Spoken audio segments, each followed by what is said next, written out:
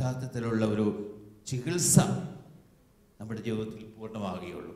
മരുന്ന് കൊടുക്കുകയും വാങ്ങുകയും ചെയ്യാം, അത് ചികിത്സയാവില്ല. ശുശ്രൂഷിക്കാം, അതും ചികിത്സയാവില്ല. ആ വ്യക്തി എന്താണ് നമ്മളിൽ നിന്ന് പ്രതീക്ഷിക്കുന്നത്? യേശുവിൻ്റെ സ്വാന്തന വചനങ്ങളാവാം, യേശുവിൻ്റെ തലോടലുകളാവാം, സ്പർശനങ്ങളാവാം, യേശുവിൻ്റെ സൗഖ്യത്തിന് വേണ്ടിയുള്ള പ്രാർത്ഥനയാവാം. അവിടുന്ന് പിതാവിനോട് സൗഖ്യത്തിന്, സകല മനുഷ്യരുടെയും ആന്തരികവും ശാരീരികവുമായ സൗഖ്യത്തിന് വേണ്ടി പ്രാർത്ഥിച്ചു. ആ സൗഖ്യമാണ് പരിശുദ്ധ കുർബാനയിൽ ഇന്നും നമുക്ക് നൽകപ്പെടുന്നത്. ഞാൻ മനസ്സിലാക്കുന്നിടത്തോളം തോമസ് പോൾ പരിശുദ്ധ കുർബാനയുടെ വലിയ ഒരു ഭക്തൻ എന്നല്ല, വലിയൊരു വിശ്വാസിയാണ്. കുർബാനയെപ്പറ്റി നമുക്കൊക്കെ പറയാം, കുർബാനയെപ്പറ്റി നമുക്കൊക്കെ പ്രസംഗിക്കാം, പക്ഷേ കുർബാനയുടെ ഒരു വലിയ വിശ്വാസിയായിരിക്കണം നമ്മൾ. അപ്പം അദ്ദേഹത്തെ സംബന്ധിച്ച് എൻ്റെ അറിവ് ശരിയാണ്, തെറ്റാൻ വഴിയില്ല. അദ്ദേഹം കൂടുതൽ കുർബാനയിൽ കേന്ദ്രീകൃതമായ ഒരു ആരാധന, കുർബാനയിൽ കേന്ദ്രീകൃതമായിട്ടുള്ള വചന ശുശ്രൂഷകൾ, അപ്പം അത് ആത്മീയ സൗഖ്യത്തിൻ്റെ രഹസ്യം അത് തന്നെയാണ്. കുർബാനയെ അർപ്പിക്കുന്ന വൈദികനിലൂടെയാണെങ്കിലും, വൈദികന് ഒരു തരത്തിലൊരു നേഴ്സാണ്, മെയിൽ നേഴ്സാണെന്ന് മാത്രം. അയാളുടെ ആ കയ്യൊപ്പ് ശുശ്രൂഷ വഴി, അയാളുടെ കരസ്പർശനങ്ങൾ വഴി, അയാളുടെ അനുഗ്രഹങ്ങൾ വഴി കിട്ടുന്നത് എന്താണ് നമുക്കറിയാം. അതുപോലെ തന്നെയാണ് കുർബാനയെ കേന്ദ്രമാക്കി ഉള്ള നമ്മുടെ ശുശ്രൂഷകൾക്ക് ഇരട്ടി ശക്തിയുണ്ട്. മറ്റെന്ത് പ്രാർത്ഥനാ യോഗങ്ങൾ നടത്തിയാലും, ഏത് തരത്തിലുള്ള വചന പ്രഘോഷണങ്ങൾ ഉണ്ടായാലും, കുർബാനയെ കേന്ദ്രമാക്കിയിട്ടുള്ള ഒരു വിശ്വാസം നമുക്ക് ആവശ്യമാണ്. ഭക്തിയാണ്, ഭക്തി മാതാവിനോട് ഭക്തിയാവാം, വിശുദ്ധരോട് ഭക്തിയാവാം. കുർബാനയിലുള്ള യേശുവിനോട് വിശ്വാസമാണ് നമുക്ക് ആവശ്യം. അതേ വിശ്വാസം കൊണ്ടാണ് നമ്മൾ അനേകം ആളുകളെ സൗഖ്യപ്പെടുത്താനായിട്ട് വിളിക്കപ്പെട്ടിരിക്കുന്നത്. അതുകൊണ്ട് ഞാൻ ദീർഘിപ്പിക്കുന്നില്ല. നിങ്ങൾക്ക് നല്ല ദിവസങ്ങളും നല്ല അനുഗ്രഹങ്ങളും നല്ല ചിന്തകളും പ്രദാനം ചെയ്യാൻ ഇവിടെ ധ്യാനം നയിക്കുന്ന ബ്രദർ തോമസ് പോളിനും ടീമിനും ഇടയാകട്ടെ എന്ന് ആശംസിച്ചുകൊണ്ടും പ്രാർത്ഥിച്ചുകൊണ്ടും ഒരു വാക്കുകൾ അവസാനിക്കും.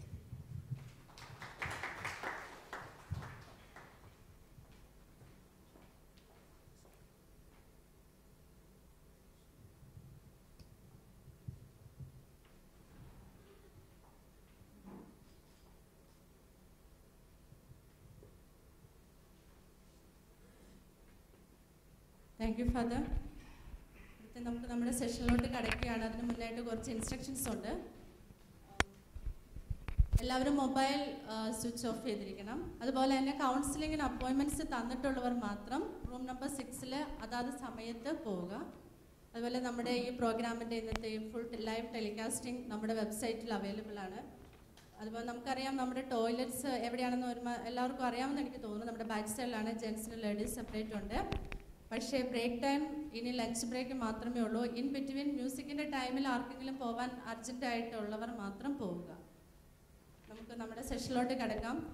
മധ്യവച്ചൻ പറഞ്ഞ പോലെ വളരെ വലിയ ഒരു വിശ്വാസമുള്ളൊരു വ്യക്തിയാണ് ബ്രദർ തോമസ് പോൾ. അയർലൻഡിലെ ഒരു ധ്യാനത്തിന് ശേഷം അവിടെ നിന്ന് കിട്ടിയ ഒരു താങ്ക്സ് ലെറ്റർ പറഞ്ഞ് ഞാൻ ഓർക്കുന്നു. He is A real gift from heaven എന്നാണ് അവർ എഴുതിയേക്കുന്നത്.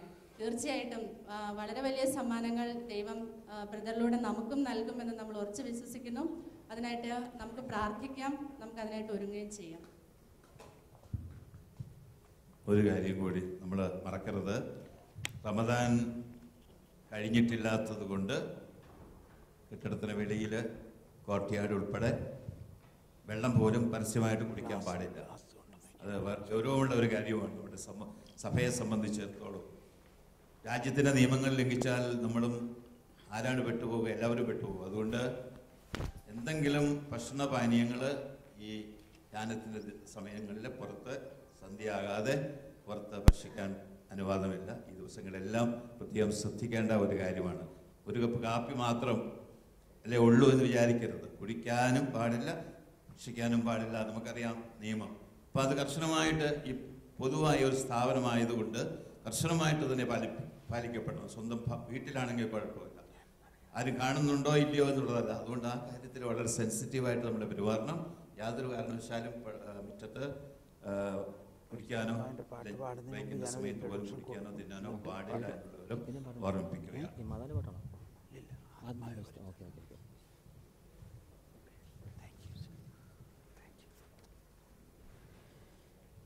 Price the Lord.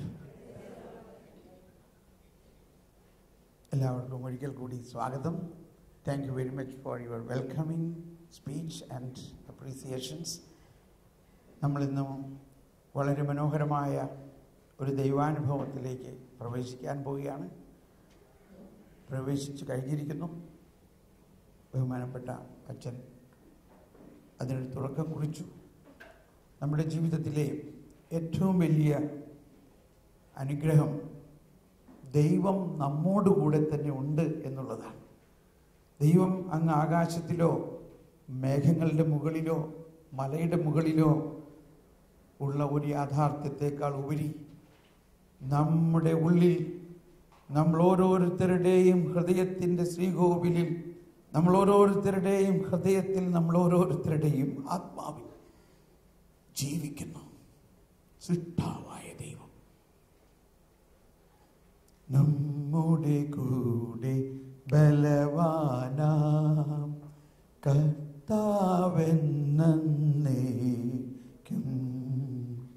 രാജാവാം ദൈവം എല്ലാവരും ഏറ്റു പാടിക്കൊണ്ട് നമ്മോടൊത്തെന്നും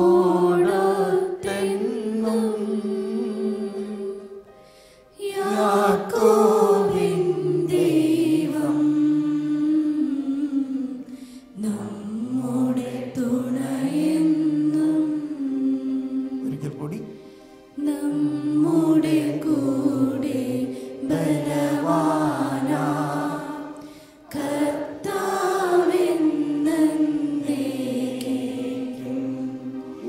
രാജാവാം ദൈവം നമ്മോടൊത്തെന്നും യാക്കോബിൻ ദൈവം നമ്മുടെ തുണയെന്നും. നമുക്കൊരു നിമിഷം ആ കർത്താവിനെ സ്നേഹിച്ചുകൊണ്ട്, ദൈവം നമ്മോടുകൂടെ ഉണ്ടെങ്കിലും ആ ദൈവത്തിൻ്റെ അനുഭവത്തിലേക്ക് നമ്മൾ പ്രവേശിക്കുന്നത് നാം ആ ദൈവത്തെ ഒന്ന് സ്നേഹിക്കുമ്പോഴാണ്. നമ്മോടുകൂടെ വസിക്കുന്ന ദൈവം എല്ലാവരെയും സ്നേഹിക്കുന്നു. പാപികളെ സ്നേഹിക്കുന്നു, വിശുദ്ധരെ സ്നേഹിക്കുന്നു, ദുഷ്ടരുടെ മേലും ശിഷ്ടരുടെ മേലും ഒരുപോലെ മഴ പെയ്യിക്കുന്നു, സൂര്യൻ ഉദിപ്പിക്കുന്നു. നിന്റെ പാപം കടും ചുമപ്പാണെങ്കിലും വരുവിൻ, നമുക്ക് രമ്യപ്പെടാം. നമ്മോട് വ്യവസ്ഥ കൂടാതെ സ്നേഹിക്കുന്ന ദൈവം, നമ്മൾ എന്ത് അവസ്ഥയിലായിരിക്കുമ്പോഴും സ്നേഹിക്കുന്ന ദൈവം. നമുക്ക് അനുഭവമാകുന്നത് നമ്മൾ ആ ദൈവത്തെ അങ്ങോട്ട് സ്നേഹിക്കുമ്പോഴാണ്.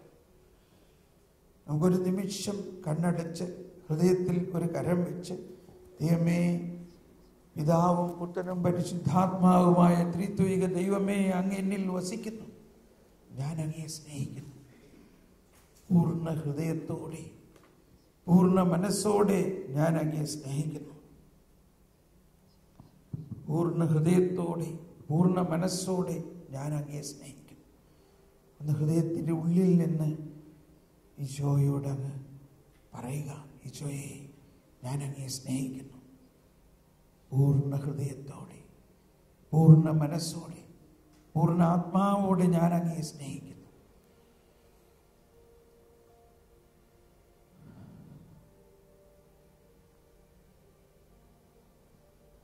പരിശുദ്ധാത്മാവ് ഒരിക്കലും നമ്മളെ വിട്ടുപോകാതെ നമ്മളിൽ വസിക്കുന്നു. പ്രത്യേകിച്ച് മാമോദീസ സ്വീകരിച്ചവരിൽ വസിക്കുന്നു. മാമോദീസ സ്വീകരിക്കാത്തവരിലും പരിശുദ്ധാത്മാവ് വസിക്കുന്നു. കാരണം ദൈവം ആണ് നമ്മളെ സൃഷ്ടിച്ചത്. ദൈവത്തിൻ്റെ ഛായയിലാണ് നമ്മളെ സൃഷ്ടിച്ചത്. ദൈവം നമ്മളിൽ വസിക്കുന്നു. ഇനി നമ്മൾ പരിശുദ്ധാത്മാവേ വരണമേ എന്ന് പറയുമ്പോൾ വാസ്തവത്തിൽ മനസ്സിലാക്കേണ്ടത്, നമ്മിൽ വസിക്കുന്ന പരിശുദ്ധാത്മാവ് നമ്മുടെ ജീവിതത്തിൽ സഹകരിക്കണേ എന്നാണ് പറയുന്നത്. ഉദാഹരണത്തിന് വീട്ടിലായിരിക്കുമ്പോൾ അമ്മ പറയാണ്, മോളെ ഭക്ഷണം തയ്യാറായി, പപ്പയെ വിളിക്കൂ. പപ്പ അടുത്ത മുറിയിൽ തന്നെയുണ്ട്. പപ്പേ വരൂ, നമുക്ക് ഭക്ഷണം കഴിക്കാം. പപ്പേ വരൂ എന്ന് പറഞ്ഞാൽ പപ്പ ആകാശത്തിൽ നിന്നോ പുറത്തു നിന്നോ അല്ല വരുന്നു, പപ്പ വീട്ടിൽ തന്നെയുണ്ട്. ഇന്നുപോലെ പരിശുദ്ധാത്മാവേ വരൂ എന്ന് പറയുമ്പോൾ പരിശുദ്ധാത്മാവുമായിട്ട് നമ്മൾ സഹകരിക്കണോ എന്നർത്ഥം. പരിശുദ്ധാത്മാവേ എൻ്റെ ജീവിതത്തിൽ എന്നെ സഹായിക്കണേ, ജ്ഞാനം, ബുദ്ധി, അറിവ്, വിവേകം നൽകണേ. പരിശുദ്ധാത്മാവേ വരൂ, എനിക്ക് സ്നേഹം, ശാന്തി, ആനന്ദം നൽകണേ. പരിശുദ്ധാത്മാവേ എനിക്ക് നിന്നെ കൂടാതെ ഒന്നും ചെയ്യാൻ പറ്റില്ല. പരിശുദ്ധാത്മാവേ ഇന്ന് എന്നെ കൈപിടിച്ച് നടത്തണേ എന്നർത്ഥം. ആ ബോധ്യത്തോടെ ഇപ്പോൾ പാടാൻ പോകുന്ന ഈ ഗാനം, ആത്മാവേ പരിശുദ്ധാത്മാവേ എന്നുള്ള ഗാനം വർഷങ്ങൾക്ക് മുമ്പ് ഞാൻ തന്നെ എഴുതിയ ഒരു ഗാനമാണ്. അഥവാ പരിശുദ്ധാത്മാവ് തന്നെ എഴുതിയ ഒരു ഗാനമാണ്.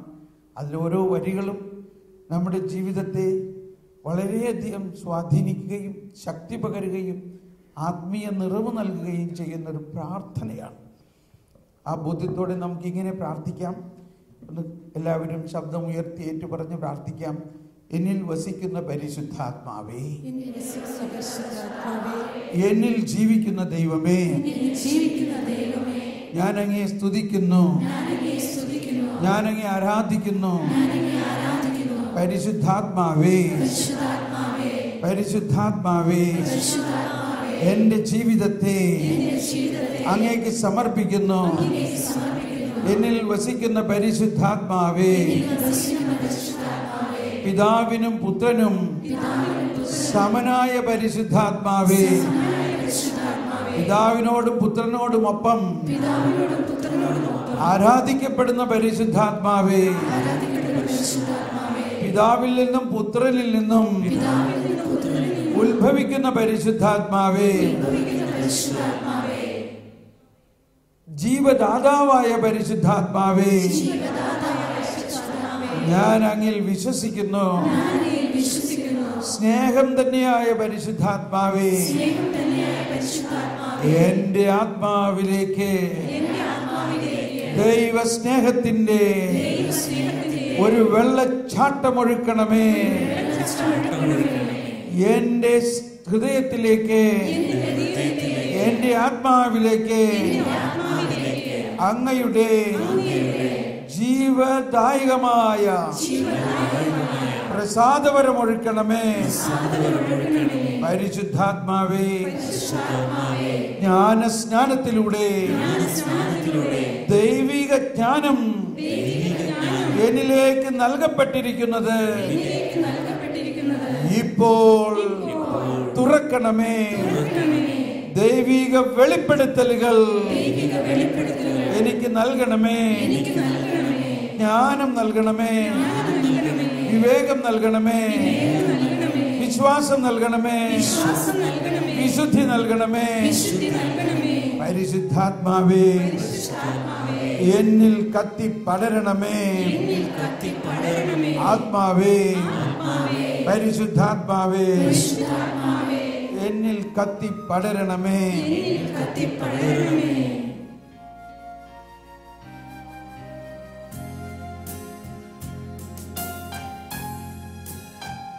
നമുക്ക് എഴുന്നേറ്റ് നിന്ന് പാടിയാലോ? എഴുന്നേറ്റ് നിന്ന് പാടാം.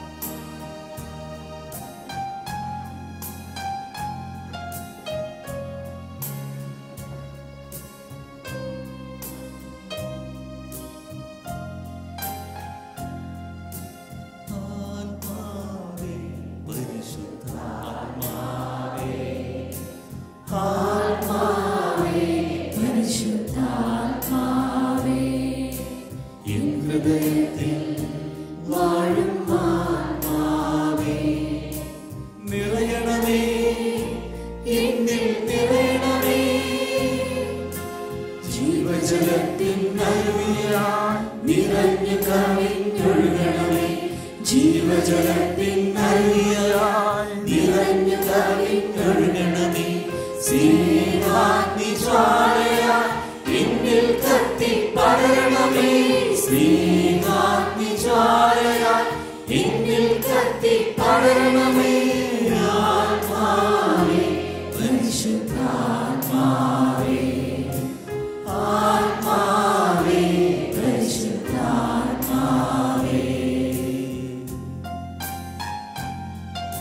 ഉത്സാഹത്തോടെ പരിശുദ്ധാത്മാവ് നമ്മിൽ കത്തിപ്പടരുന്നതിന്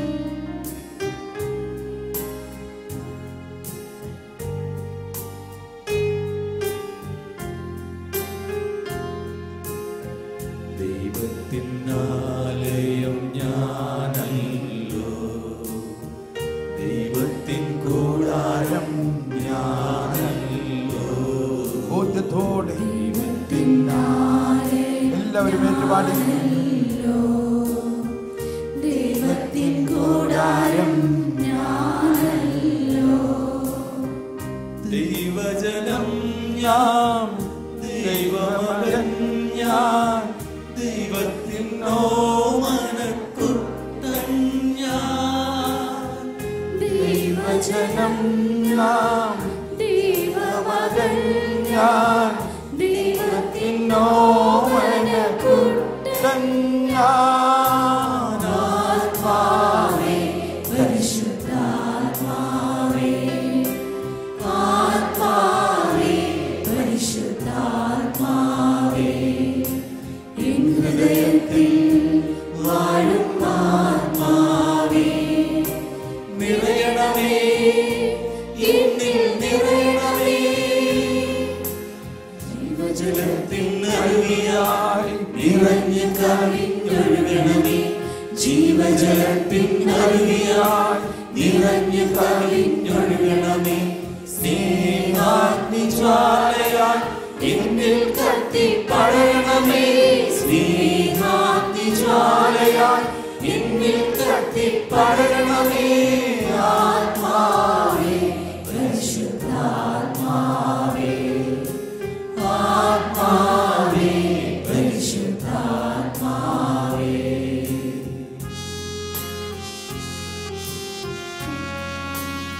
ദൈവം നമ്മോടുകൂടെ, ദൈവരാജ്യം നമ്മോടുകൂടെ, പിതാവ് നമ്മോടുകൂടെ, പരിശുദ്ധാത്മാവ് നമ്മോടുകൂടെ, പുത്രൻ നമ്മോടുകൂടെ. ദൈവാത്മാവ് നമ്മിൽ നിറഞ്ഞു തുളുമ്പട്ടെ, ദൈവസ്നേഹം കൊണ്ട് നമ്മൾ കോരിത്തരിക്കട്ടെ.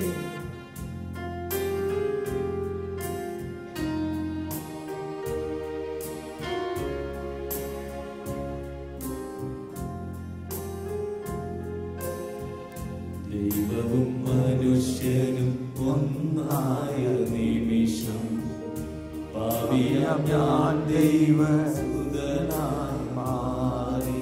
എല്ലാവരും ദൈവവും മനുഷ്യനും ഒന്നായ നിമിഷം, പാപിയാം ഞാൻ ദൈവസുതനായി മാറി. പിതാവെന്നോടുകൂടെ പുത്രനെന്നോടുകൂടെ സ്വർഗരാജ്യം എന്നിൽ പിതാവെന്നോടുകൂടെ പുത്രനോടുകൂടെ സ്വർഗരാജ്യം എന്നിൽ തന്നെ.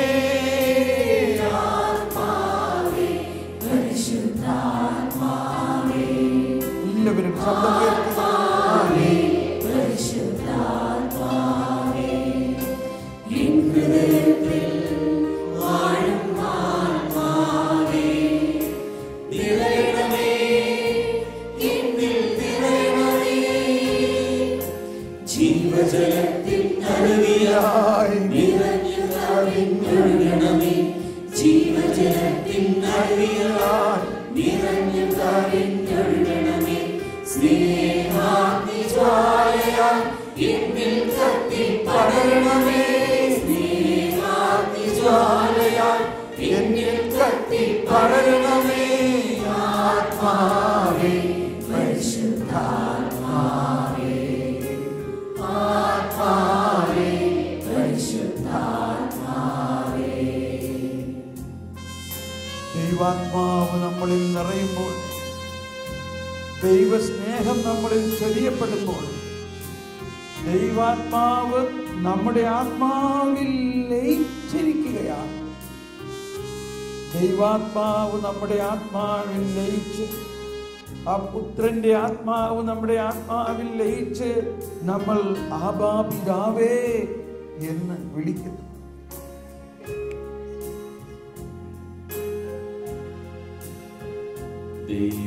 ദൈവാത്മാവെന്നിൽ നിറഞ്ഞപ്പോ ദൈവസ്നേഹം ചൊരിഞ്ഞപ്പോ ദൈവാത്മാവെന്നിൽ നിറഞ്ഞപ്പോ എല്ലാവരും ദൈവസ്നേഹം എന്നിൽ ചൊരിഞ്ഞപ്പോ ദൈവാത്മാവെന്റെ ആത്മാവിൽ ലയിച്ചു ആപിതാവെന്നു ഞാൻ വിളിച്ചു ദൈവാത്മാവിന്റെ ആത്മാവിൽ ആപിതാവെന്നു ഞാൻ വിളിച്ചു ആത്മാവേ പരിശുദ്ധാത്മാവേ ആത്മാവേ പരിശുദ്ധാത്മാവേ എൻ ഹൃദയത്തിൽ വാഴും ആത്മാവേ കൈയടിച്ച് പാടാം. നിറയണമേ എന്നിൽ നിറയണമേ ദാഹത്തോടെ ജീവജലത്തിൻ അരുവിയായി നിറഞ്ഞു കവിഞ്ഞൊഴുകണമേ ജീവജലത്തിൻ അരുവിയായി നിറഞ്ഞു കവിഞ്ഞൊഴുകണമേ ശബ്ദമുയർത്തി ജ്വാലയായി എന്നിൽ കത്തി പടരണമേ ദാഹത്തോടെ ജ്വാലയായി എന്നിൽ കത്തി പടരണമേ ആത്മാവേ പരിശുദ്ധാത്മാവേ എല്ലാവരും ആത്മാവേ പരിശുദ്ധാത്മാവേ വാഴും ആത്മാവേ നിറയണമേ എന്നിൽ നിറയണമേ ജീവജലത്തിൻ അരുവിയായി നിറഞ്ഞു കവിഞ്ഞൊഴുകണമേ കരങ്ങൾ ഉയർത്തി അടിച്ച് അരുവിയായി നിറഞ്ഞു കവിഞ്ഞൊഴുകണമേ സ്നേഹാഗ്നിജ്വാലയായി എന്നിൽ കത്തി പടരണമേ സ്നേഹാഗ്നിജ്വാലയായി എന്നിൽ കത്തി പടരണമേ ആത്മാവേ പരിശുദ്ധാത്മാവേ ആത്മാവേ പരിശുദ്ധാത്മാവേ ഹൃദയത്തിൽ വാഴും ആത്മാവേ നിറയണമേ എന്നിൽ നിറയണമേ ജീവജലത്തിൻ അരുവിയായി നിറഞ്ഞു കവിഞ്ഞൊഴുകണമേ ജീവജലത്തിൻ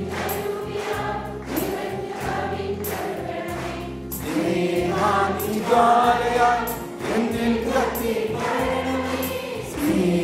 സ്നേഹാഗ്നിജ്വാലയായി എന്നിൽ കത്തി പടരണമേ ജീവജലത്തിൻ അരുവിയായി നിറഞ്ഞു കവിഞ്ഞൊഴുകണമേ ജീവജലത്തിൻ അരുവിയായി നിറഞ്ഞു കവിഞ്ഞൊഴുകണമേ സ്നേഹാഗ്നിജ്വാലയായി എന്നിൽ കത്തി പടരണമേ സ്നേഹാഗ്നിജ്വാലയായി എല്ലാവരും പടരണമേ ജീവജലത്തിൻ അരുവിയായി നിറഞ്ഞു കവിഞ്ഞൊഴുകണമേ സ്നേഹാഗ്നിജ്വാലയായി എന്നിൽ കത്തി പടരണമേ ജീവജലത്തിൻ അരുവിയായി നിറഞ്ഞു കവിഞ്ഞൊഴുകണമേ സ്നേഹാഗ്നിജ്വാലയായി എന്നിൽ കത്തി പടരണമേ ജീവജലത്തിൻ അരുവിയായി നിറഞ്ഞു കവിഞ്ഞൊഴുകണമേ ജീവജലത്തിൻ അരുവിയായി നിറഞ്ഞു കവിഞ്ഞൊഴുകണമേ സ്നേഹാഗ്നിജ്വാലയായി എന്നിൽ കത്തി പടരണമേ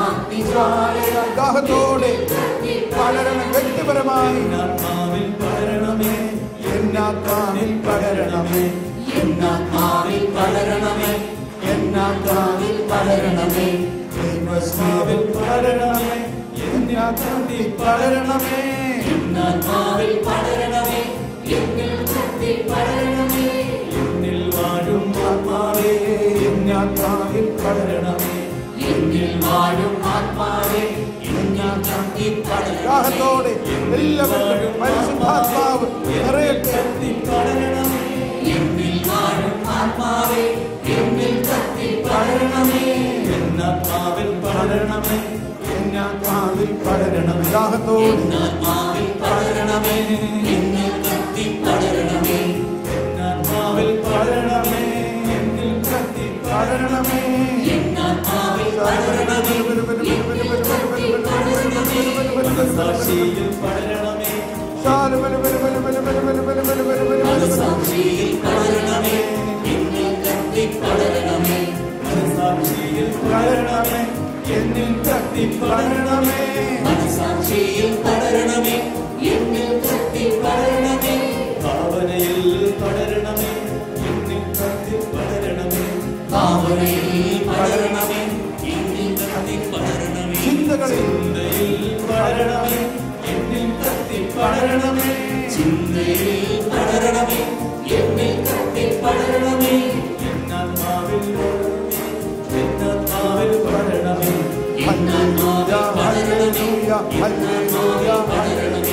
hallelujah hallelujah hallelujah hallelujah hallelujah hallelujah hallelujah കരങ്ങൾ ഉയർത്തി കൈയടിച്ച് hallelujah hallelujah hallelujah hallelujah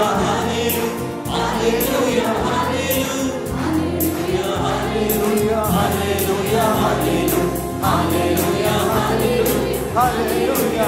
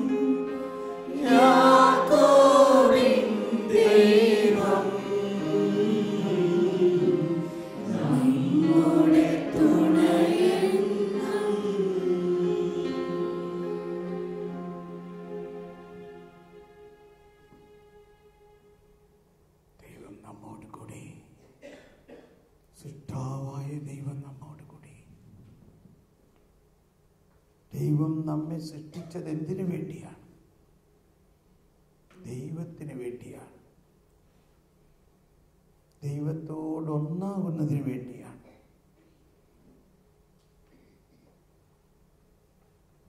thank you.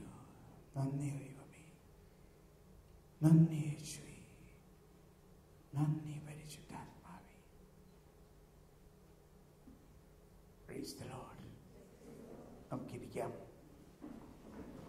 Thank you for the good praise and worship and singing. Let us give a clap to the music ministry. Very good. Well done. Okay.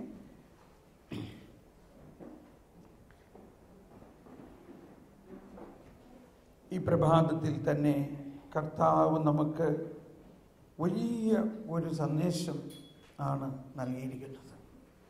അഥവാ ഒരു സത്യം. നമ്മളെപ്പോഴും നമ്മിലേക്ക് തിരിയുന്നു, അല്ലെങ്കിൽ മറ്റുള്ളവരിലേക്ക് തിരിയുന്നു. പക്ഷേ നമ്മുടെ ബലം ആരിലേക്ക് തിരിയുമ്പോഴാണ്? ദൈവത്തിലേക്ക് തിരിയുമ്പോഴാണ്. പഴയ നിയമത്തിൽ മോശയുടെ പുസ്തകങ്ങളിലും അല്ലെങ്കിൽ അബ്രാഹത്തിൻ്റെ പല ഉൽപ്പത്തി പുസ്തകങ്ങളിലും അബ്രാഹത്തിനോടെല്ലാം ദൈവം സംസാരിച്ചതായിട്ട് നമുക്ക് കാണാം. അവിടെ ഇങ്ങനെ ഒരു ആശയമാണ്. ദൈവം അബ്രാഹത്തിനോട് സംസാരിച്ചു. അതിനുശേഷം ദൈവം അബ്രാഹത്തെ വിട്ടുപോയി. അബ്രാഹം അവിടെ ഒരു കല്ല് കുഴിച്ചിട്ടു, അവിടെ ഒരു ബലിപീഠമുണ്ടാക്കി. എന്തിനു വേണ്ടിയാ? ദൈവം അബ്രാഹത്തിനോട് കണ്ടുമുട്ടിയതിനും അബ്രാഹത്തിൻ്റെ സംസാരിച്ചതിൻ്റെയും ആ ഓർമ്മയ്ക്കും. ദൈവം മോശയോട് സംസാരിച്ചു. അതിനുശേഷം ദൈവം മോശയെ വിട്ടുപോയി. മോശ അവിടെ ഒരു കല്ല് കുഴിച്ചിട്ടു, അവിടെ ഒരു ബലിപീഠമുണ്ടാക്കി. ഇതായിരുന്നു പഴയ നിയമത്തിലെ ദൈവവും മനുഷ്യനുമായിട്ടുള്ള ചില സമയത്തുള്ള സംസാരത്തിൻ്റെയും സംഭാഷണത്തിൻ്റെയും ആശയവിനിമയത്തിൻ്റെയും എല്ലാം സംഭവങ്ങളെങ്കിൽ ഇന്ന് പുതിയ നിയമത്തിൽ യേശു നമ്മളോട് പറഞ്ഞത് എന്താ? ഞാൻ എപ്പോഴും നിങ്ങളോട് കൂടെ ഉണ്ടായിരിക്കും. സ്വർഗത്തിലും ഭൂമിയിലുമുള്ള സകല അധികാരങ്ങളും എനിക്ക് നൽകപ്പെട്ടിരിക്കുന്നു. അതുകൊണ്ട് നിങ്ങൾ പോകുവിൻ, എല്ലാവരോടും ഈ ദൈവരാജ്യം പ്രഘോഷിക്കുവിൻ. ഞാൻ യുഗാന്ത്യം വരെ നിങ്ങളോട് കൂടെ. So this is a totally different. ആ പഴയ നിയമത്തിൽ നിരവധി പ്രവാചകന്മാർക്കൊന്നും അനുഭവിക്കാൻ സാധിക്കാത്ത വലിയ ഒരു സൗഭാഗ്യവും രഹസ്യവുമാണ് ദൈവം നമ്മോടുകൂടി. അവർക്ക് അനുഭവിക്കാൻ സാധിക്കാഞ്ഞത് അവരുടെ കുറ്റമല്ല. അവർ നമ്മൾ അനുഭവിക്കേണ്ടതിന് വേണ്ടിയുള്ള പ്രവചനങ്ങളായിരുന്നു അവർ ചെയ്തത്. നമ്മുടെ ജീവിതത്തിൽ ദൈവത്തെ കണ്ടെത്തുമ്പോൾ, ദൈവം നമ്മളിൽ എപ്രകാരം പ്രവർത്തിക്കുന്നു എന്ന് അറിയുമ്പോൾ നമ്മുടെ സകല പ്രശ്നങ്ങൾക്കും പരിഹാരമായി. ഈശോ മലയിലെ പ്രസംഗത്തിൽ പറഞ്ഞിരിക്കുന്ന ഒരു വലിയ രഹസ്യം ഇതാണ്. ഒരു പ്രൊസീജിയർ. ഈ വാക്ക് ഹോസ്പിറ്റൽ ജോലിക്കാർക്ക് അല്ലെങ്കിൽ നേഴ്സുമാർക്കെല്ലാം വളരെ പരിചയമുള്ള വാക്കാണ്. എന്താ? പ്രൊസീജിയർ. ഒന്ന് എല്ലാവരും പറഞ്ഞേ, പ്രൊസീജിയർ. ഒന്ന് കരമുയർത്തി പറഞ്ഞേ. എന്ത് നിങ്ങൾ ചെയ്യണ്ടെങ്കിലും ആദ്യം നിങ്ങൾ എന്താ ചോദിക്കുക? പ്രൊസീജിയർ. എന്ന പോലെ നമ്മുടെ വിശ്വാസത്തിൽ വളരുന്നതിനും ദൈവ അനുഭവം ഉണ്ടാകുന്നതിനും കർത്താവ് ഒരു പ്രൊസീജിയർ പറഞ്ഞിട്ടുണ്ട്. അത് ഈ രീതിയിൽ മനസ്സിലാക്കുമ്പോഴാണ് വളരെ എളുപ്പം. ഈശോ പറഞ്ഞു, മത്തായിയുടെ സുവിശേഷത്തിൽ 6-ാം അധ്യായത്തിൽ 33-ാമത്തെ വചനമാണ്. എല്ലാവർക്കും ബൈ ഹാർട്ട് അറിയാവുന്ന വചനമാണ്. പക്ഷെ അതിനെ ഈ ഒരു പുതിയ ഉൾക്കാഴ്ചയോടെ അതിലുള്ള പ്രൊസീജിയർ എന്തെന്ന് മനസ്സിലാക്കണം. നമുക്കൊന്ന് കരമുയർത്തി ഈ വചനം ഒന്ന് അവർക്കൊന്ന് ഏറ്റ് പറഞ്ഞ് പ്രാർത്ഥിക്കാം. നിങ്ങൾ ആദ്യം അവിടുത്തെ രാജ്യവും അവിടുത്തെ നീതിയും അന്വേഷിക്കുക.